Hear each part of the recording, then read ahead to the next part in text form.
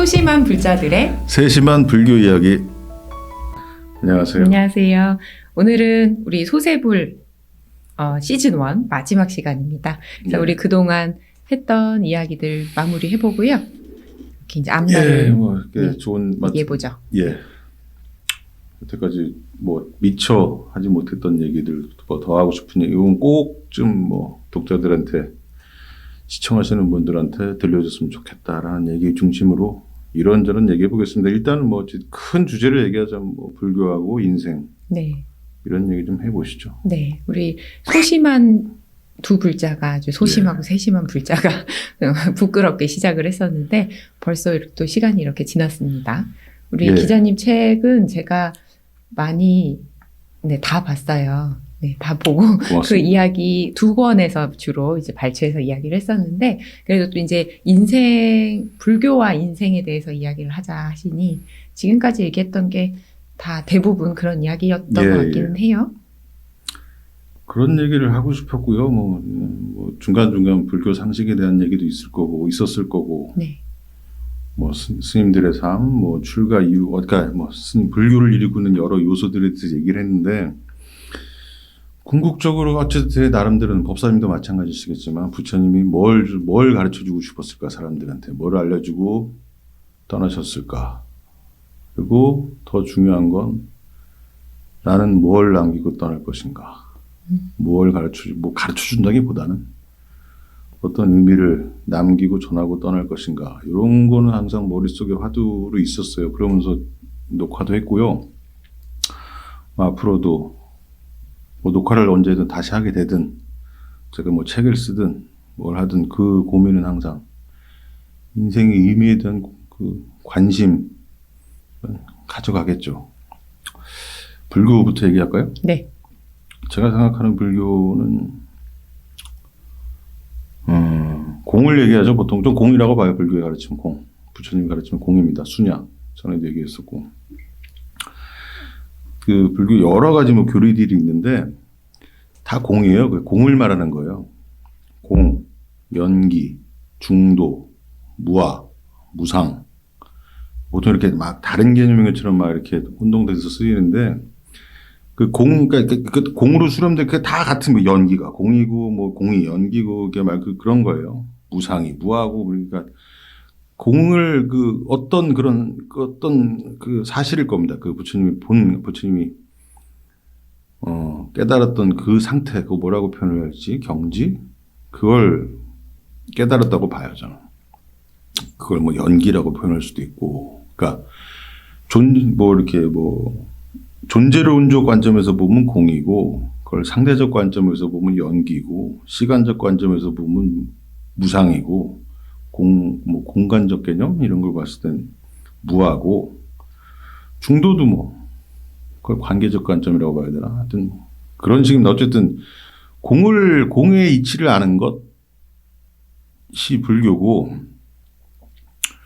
그걸 제 나름대로 정리한 결론이랄까 하는 게 시간이 부처님이다, 죽음이 부처님이다라는 말로 한번 표현을 해봤었고, 어떤 일정한 주어진 어떤 시간이란 흐름 속에서 내가 잠깐 왔다 가는 거고, 그건 오래 살고 100살을 살든 갓난애 때 죽어든 상관은 없어요. 왜 그러냐면 끝나니까 죽음을 통해서 그 한정된 시간 속에서 내게 주어진 삶을 어떻게 잘 유익하게 쓰고 남기고 전하느냐. 인생에 굳이 의미가 있다면 그거라고 생각합니다. 네. 또 덧붙여서 말씀을 드리고 싶은 건 우리가 이번 생은 이렇게 태어나서 이런 연으로 이렇게 같이 살아가고 있는데 삶을 살면서 내가 빨리 삶은 괴로움이구나 라는 것을 빨리 깨닫고 인정하고 여기서 내가 어떻게 살면 좋을까를 고민했던 그 많은 시간들이 지금에서는 굉장히 어떻게 보면 편안하게 다가오거든요. 그 고통과 범민의 시간이 어디 갔겠습니까? 네. 다 나한테 남습니다. 네. 눈에 잘 보이지 않아서 그렇지. 네. 나라고 할 것이 없다. 그러니까 무아, 라는 이야기, 나라고 할 것이 없다라는 것이 도대체 뭘까?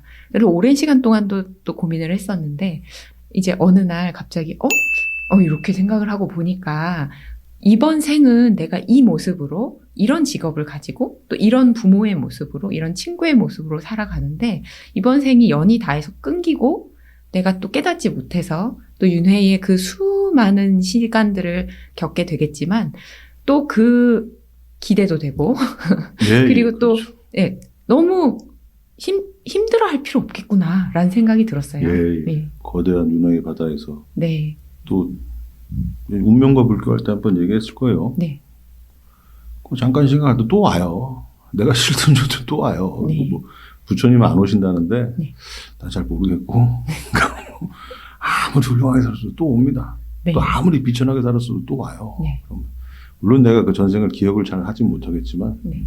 결국 그렇게 계속 돌아가는 와중에 잠깐 들어갔다 나오고 그게 무한 반복하는 겁니다. 삶이라는 게. 그래서 말씀드렸던 게 이번 생에 다 이루려고 너무 애쓰지 마라. 맞아요. 또 온다. 네. 그러니까 내가 그러니까 또 온다는 게 뭐 행복 그게 뭐 선물 이런 건 아니고요. 네. 그냥 그게 우주의 이치예요. 네. 우주의 이치가 그래요. 그런 마음을 가지고 좀 이번 네. 좀 마음 좀 이번 생에 편하게. 다 이루려고 했던 1인 중에 하나가 저거든요. 그래서 그렇게 노력을 하고 살고 그렇게 실패를 하고 막 괴로워하고 스스로 이제 아니, 그렇게 저도 살다가 그래요. 내가 예. 늘 얘기하는 거지만 내 입만 선사해가지고 실생활은 네. 실생활 누구보다 실생활 연락에 찌질하고 이기적이에요. 뭘 뭐 그 좀 덜 하려고 하죠. 네, 맞아요. 그러니까 다들 참, 네, 이렇게 이번 생은 하여튼 이렇게 태어나서 살고는 있는데, 그거 하나 지키려고 얼마나 나도 모르게 내 거 챙기려고 노력하고, 하지만 부처님의 가르침을 알고 있기 때문에 예. 조금 덜 그게 하려고 중요하죠, 하는 어쨌든. 거고, 예. 그걸 간직하고 있다는 거, 진리에 네. 대한 생각, 네. 그리고 진리를 이루겠다는 또 어느 때 내가 좋아하는 철학자, 프리드리 니체가 있죠. 내가 네. 프리드리 니체에 꽂혀가지고 철학과 같이. 아. 그 젊은 애들이 되게 네. 좋아하게 잘 썼어요. 젊은 네. 애들이 어린, 방황하는 사춘기가 딱딱 좋아하게 쓴 건데, 네. 그 아저씨가, 진리는 결과가 아니라 그 과정에 있다고 얘기했었고, 그 과정 자체가 진리라는 거예요. 네. 내가 고통받고 있는 그 순간이 진리인 거야. 네. 어디 그 고통을 넘어가지고 뭐가 따로 있는 게 아니고요. 그 상황 속에서 내가 지금 내 견디고 있는 거, 어떻게든 살아남으려고 어쨌든 뭔가 이뤄보겠다고 버티고 있는 그 노력이 진리지. 삶이 또 그렇잖아요. 뭐 대학 가도 뭐 좋은 대학 가고 뭐 해도 막상 가봐요. 나도 느껴봤지만 막상 그 합격자만 내 이름 딱 보고 정말 짜릿하지. 근데 그게 정말 한 3시간 갔나? 그 어디 그 희열이. 그럼 또 다른 단계가 있고. 그래서 대학만 가면 인생 끝날 줄 알았는데 군대 가야 되고 군대만 갔다 오면 인생 끝날 줄 알았는데 취직해야 되고 뭐 저는 아니긴 하지만 뭐 다 끝날 줄 알았는데 또 애도 낳아야 되고 또 취직하다 보면 또 거기 경쟁, 그 회사의 경쟁. 고통이라니까 인생이. 끝나지 않아요. 끝날 때까지는 끝나지 않아요. 고통은 죽을 때까지는. 뭘 죽음 이유도 어떻게 될지 모르겠는데 죽음 이유는 내가 모르겠으니까. 인생을 돌아보면 계속 연속이에요. 고통의 연속. 고통과 시련의 연속인데 내가 할 수 있는 게 뭐겠어요. 뭐 견디는 것밖에 없지 뭐. 견디고 버티는 거지. 어떻게든. 요거 이제 들으실 때 혹시 이제 오해하실까봐 이제 초긍정 자아를 가지고 계신 분들이 그러면 내가 이거만 또 이렇게 혼란에 빠지실까봐 말씀드리는데 이제 실상을 그대로 표현을 하자면 이제 이렇다는 거고 우리의 삶은 인간 사바 세계에 살면 괴로움 속에 살 수밖에 없다라는 예. 것을 알고 예. 내 눈앞에 보이는 그런 이벤트들을 당하면 거기 내가 원하던 일이면 그건 나한테 내가 원하던 일이니까 즐거울 것이고 예. 그리고 내가 원치 않은 일이면 슬플 거예요. 근데 그게 이제 삶이라는 것 뿐인 거죠. 그러니까 이렇게 실상을 그대로 바라보고 이제 겪어나가는 것이 삶이다라고 생각을 하면 크게 괴로울 것도 없고 크게 좋을 것도 없고 네, 그냥 좋으면 좋은 거고 싫으면 싫은 거고 하고 살 수 있더라고요. 그러니까 이제 그런 차원이다라고 이해를 해주시면 좋을까요? 예. 네. 사람이고 우리가 뭘 위해 사나. 뭐 보통 얘기하는 행복이죠. 행복을 찾아서. 행복한 존재가 되기 위해서, 뭐 나를 행복하게 하기 위해서, 뭐 또는 뭐 남을 행복하게 하기 위해서 그래서 사는데, 늘 말씀드렸다시피 인생은 고통이잖아요. 행복을 찾으려고 하는 것도 어떻게 보면 실상을 못 보는 걸 수가 있어요. 사람이 행복하려고 하니까 왜 불행합니까? 행복하려고 하니까 불행해져요. 나만 행복하고 싶으니까 나만 불행해져. 세상 이치가 그렇습니다. 네. 그 행복이라는 게, 저는 뭐 말이 이제 어감이 좀 좋으니까 뭐 이렇게 일단 산뜻하고 좀 아름답게 들리고 하니까, 근데 결국 내 행복을 위해서 남의 행복을 뺏는 사람들이 정말 많아요, 세상엔. 내가 행복하자고 다 남을 괴롭히거나 뭐 왕따를 시키거나 뭐 사기를 치거나, 네. 그 지 행복하려고 그러는 거거든. 행복이라는 게 별로 이렇게 알고 보면 이게 건전한 개념도 아니고, 알고 보면 대단히 음흉하고 삿되게 볼 수도 있어요. 그리고 결국은 그러니까 행복이라는 게 그런 거고, 결국은 좀 사람이 그 행복에만 집착하니까 내가 괴롭고 남들도 괴롭게 하더라고. 그래서는 그런 부류들이. 그렇게 생각을 해보면 혹시 이제 그거에서 어느 날 이제 우리 작가님 말씀하신 거에서 약간 벗어나는 계기가 있었어요. 말씀하신 대로 행복을 찾아가는 것도 실상을 제대로 보지 못하는 내 모습이었다라고 생각을 하면서 문득 이제 난 차라리 그렇게 설명을 할 거면 남의 행복을 위해서 살겠어. 남의 성공에 박수를 쳐주면서 나의 하는 모든 일들은 너의 성공을 위한 거야. 라고 생각을 하면서 살기로 했었거든요. 살고 있어요. 그래서 뭐 부동산에 많이 올랐다. 축하해. 난 너의 행복을 위해서 살아. 라고 하면서 하니까 재밌더라고요. 그게 되십니까? 그렇게 남의 일부러. 이게 진심으로 네네. 되면 되는데, 네. 나는 전 아까도 말했지만 내 욕심 채우기 바쁜 인간이어가지고, 그게 무슨 말씀이냐면, 남의 행복을 정말 진심으로 봐줄 거 보살의 마음이겠죠. 그 보살이 어디 있겠습니까? 방금 목사님이 얘기하신 그런, 내가 아니라 남들 행복을 위해서 살아갈 수 있는 사람이면 좋겠죠. 그게 도덕적 의무감이 아니라 정말 진심으로 그랬으면 좋겠는데, 그럼 물론 그게 제일 권장할 만하고 훌륭한 방법이고요. 저는 늘 덜 불행해지는 걸 생각하고 있습니다. 이게 어떻게 하면 좀 인생을 좀 덜 불행해질까?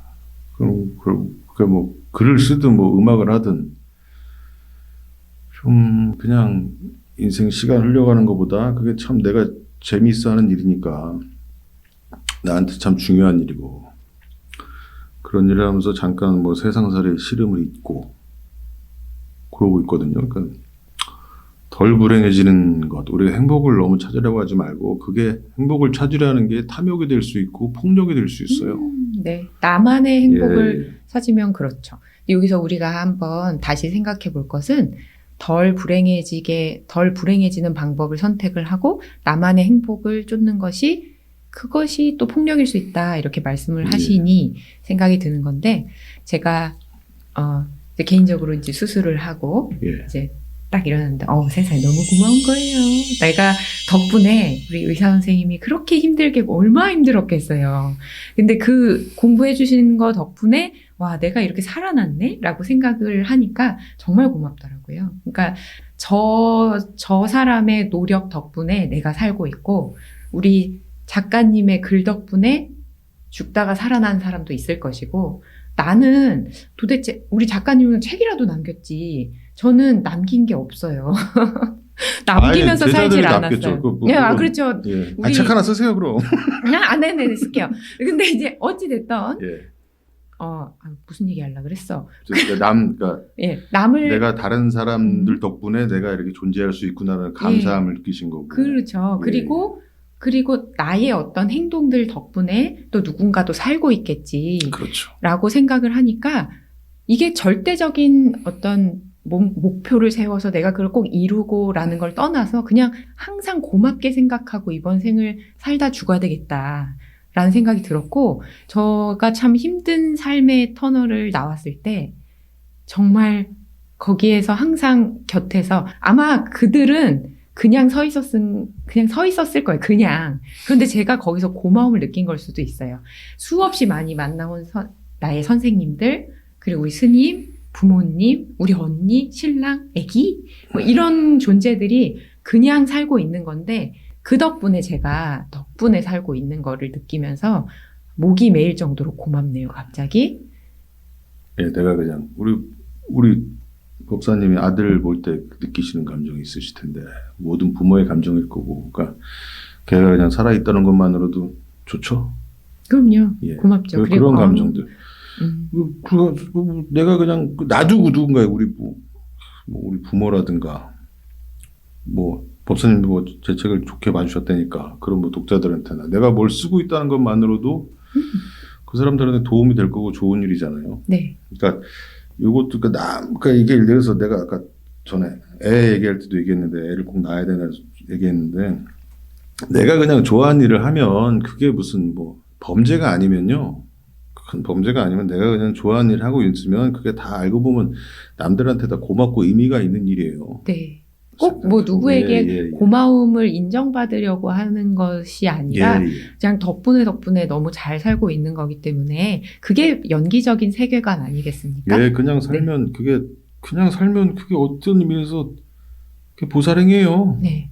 그래서 누가 그래요. 감사한 걸 많이 찾아내는 사람일수록 아마 행복감을 많이 느끼면서 살 것이다 라고 했는데 우리는 연기적인 존재라는 것을 알고 그리고 인생은 괴로움의 연속이다라는 것도 인정하고 이렇게 살다 보면 삶이 굉장히 편안해진다는 걸 느끼실 수 있을 것 같아요. 예.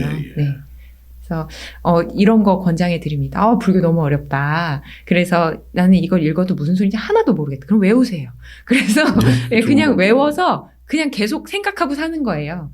그래서 이게 무슨 소리야? 라고 해도 일단 외우면 그 다음에 이건가 보다 라고 생각되는 점이 있고 그럴 때 또 다시 경전을 펴서 읽고 하다 보면 와 이번 생에서 내가 얻어갈 게 무엇인지를 우리 스스로 결론 내릴 수 있을 것 같아요. 우리 제목이 소심한 불자들의 세심한 불교 이야기잖아요. 그리고 전에도 얘기했는데 난 부처님만큼 소심한 분이 없었다라고 생각하고 소심하니까 그만큼 주도면밀한 거예요. 그 계율 봐봐요. 그 계율을 봐보시면 수만 개 될 테니까 수백, 수천 개 되니까 어떻게 하지 말라는 게 아주 디테일하게 정리가 되어 있습니다. 그러면 그분이 이렇게 학생 주임도 아니고 못하게 통제하고 억제하려고 그런 건 아닐 거고 사람 괴롭히려고 만들진 않았겠죠. 그러니까 인간이 가장 인간답게 살 수 있는 그리고 그 공동체가 가장 공동체다 할 수 있는 방법에 대해서 정말 끊임없이 고민하고 사유하고 이렇게 실천도 해보고 이게 아닌가 하다 싶으면 다시 또 반성하고 다시 해보고 이렇게 그런 사람이었죠. 소심한 사람들이 예민하고 그리고 소심한 사람들이 어쨌든 좀 배려를 좀 많이 해요. 짜잘한 걸 많이 고민하니까 이렇게 하면 얘가 상처받지 않을까, 얘한테 좀 피해가 가지 않을까 그런 마음이 아주 좋은 마음이고 훌륭한 마음이고 무슨 말씀이냐 결국 인생이라는 것도 내 인생을 좀 이렇게 진실하게 좀 꾸준히 깊이 들여다보고 부처님 말씀도 좀 많이 읽고 그러면서 내 인생하고 좀 대입해보고 꾸준히 그러니까 세상에 대한 관심도 중요하지만 자기에 대한 좀 관심을 갖고 좀 꾸준히 자기를 좀 성장시킬 수 있는 그런 경험과 지혜를 좀 가져가셨으면 좋겠다. 네. 더불어서 나를 돌보고 지금 말씀하신 게 결국은 자기를 돌보는 방법이잖아요. 그러니까 나를 돌보고 나를 온전하게 사랑해주고 잘 돌봐줄 수 있을 때 그때 남도 사랑해줄 수 있고 돌봐줄 수 있는 거거든요.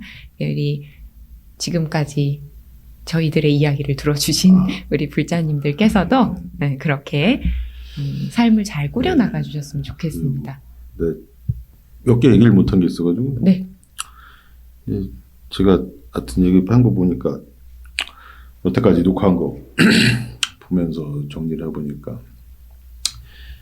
인간관계 얘기할 때 내가 미처 못한 얘기가 있는데 네. 그러니까 삶인데 원수는 직장에서 만난다 모든 고민은 인간관계에서 비롯된다 이런저런 말씀들 정리하면서 그 나와의 관계가 제일 중요하다고 얘기했고 그 뭐 좀 부딪히는 사람이 있고 그럼요. 저는 요즘 저는 게임을 안 하는데 그런 RPG 게임, 네. 뭐 롤플레잉 게임 같은 거 있죠. 내가 주인공이 돼서 뭐 아이템을 굴러당기고 뭐 계속 수시로 나타나는 적들과 싸우는. 근데 그냥 게임한다고 생각하고 인생 한번 살아보세요. 그런 마음을 가지고 이게 진짜 내 진짜 현실의 내가 아니라 그냥 가상의 내가 회사도 다니고 뭐 애도 키우고 뭐 그러고 있는데 뭔가 문제에 부딪히거나 뭐 트러블이 있는 사람이라거나 뭐 이런저런 뭐 스트레스 많이 있지 않겠습니까? 그럼 그 사람이 사람이 아니야. 그냥 괴물로 보세요. 괴물입니다. 괴물. 내가 그냥 뭐 오락하고 있는 거니까 지금 그냥 게임하고 있는 거니까 잘 견디면 되고 뭘 이렇게 당하더라도 게임이 또 내 주인공 내 캐릭터가 죽어도 또 요즘은 오락실 세대들이 아니니까 동전 넣으면 또 시작돼요. 안 죽은 죽기 전까지 계속 내가 죽지 않은 내가 계속 부활하니까 그런 좀 편안한 마음으로 네. 사셨으면 좋겠고. 네. 내가 오늘은 매물을 다 해왔네. 잠깐만. 오늘 이제 정리하실 말이 많으셨죠?